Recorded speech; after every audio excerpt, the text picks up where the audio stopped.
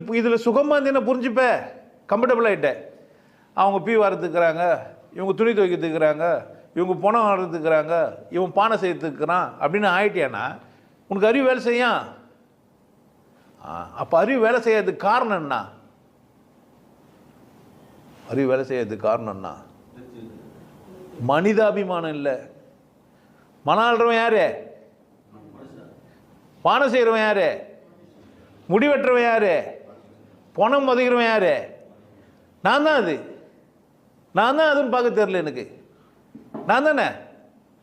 என்னால் வாரிக்க முடியாதனால ஒரு ஆளை வச்சுக்கிறேன். அப்படி தானே? அப்படி தானே? யாருமே வரல, நான் தானே வாரி இருக்கணும். அப்படி தானே? எனக்கு என்ன புரியல, அவனை மனுஷனா பார்க்க கூட புரியல. அன்றைய சனாதானம் எப்படி இருந்தது? இதெல்லாம் விதி, இது கடவுளால் ஆனது, அவன் எதுக்கு தான் போந்தான். இன்றைக்கி அப்படி தான் பேசிக்கிறானுங்க ஜாதி தலைவர்கள். அதுக்கப்புறம் தான் இன்றைக்கி அன்றைக்கி ஏதோ ஒரு ஜாதியில் பிரச்சனை இருந்தது, ஒருத்தர் வந்தார் விடுதலை செஞ்சார், அவர் போட்டோ வச்சுங்க தான் வந்தீங்க. அவர் செத்துட்டாரா இல்லையா? இந்த பூமி தொச்சு போட்டுச்சு தானே, ஏன் வச்சுக்கிறீங்க? அவருக்கு உனக்கு என்ன சொந்தம் இருக்குதா? அவ்வளோ ஜாதி பற்றோடு இருக்கிறீங்க.